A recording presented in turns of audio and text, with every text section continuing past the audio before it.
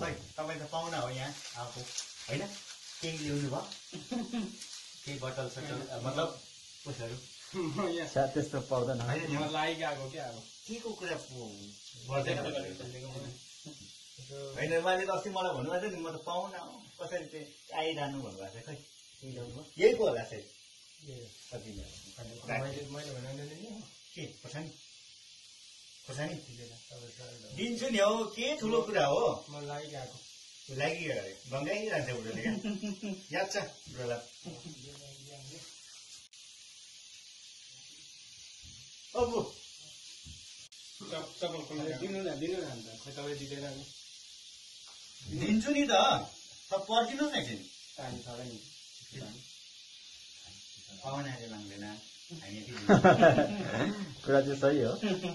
हामी दिन्छौँ नि भनिरहनु पर्दैन अनि खै त्यसो हेर्नु भयो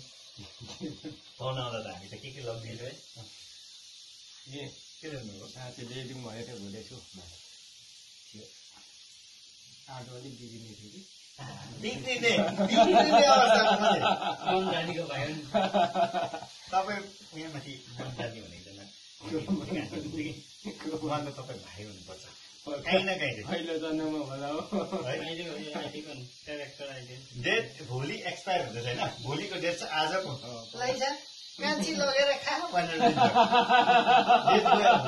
एकपल्ट चाहिँ दही दिएको अरे कि दही बुबु दही दिएको अरे मै दिएको अरे कि भनेर पर पुऱ्याइदिने पर पुऱ्याइदिएको अरे हाम्रो बहिनीले पनि दिएछ क्या त्यत्रो बहिनीमा दिएछ त्यो के भन्छ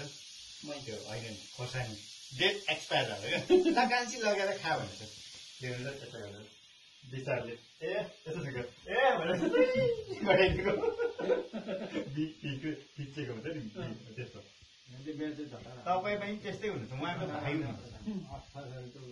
अस्ति तपाईँले किनेर ल्याउँदाखेरि ए यहाँ फास्ट होला अलिकति लगिदिनु तपाईँले ल्याइदिनु भएको छ यहाँ म बेसी खाइसक्दिनँ 5 किलो त के गर्नु म तल लगिदिनुहोस् भनेर भन्नुपर्ने यहाँ सुन्नुहोस् होइन तपाईँ त्यसो भन्नुपर्ने चाहिँ अहिले बिग्रिन्छ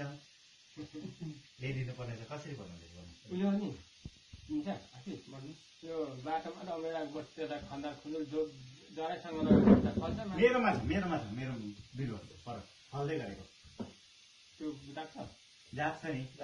होइन नाबो भन्दा फल्दैन नि जत्तिकै जाग्यो नयाँ हो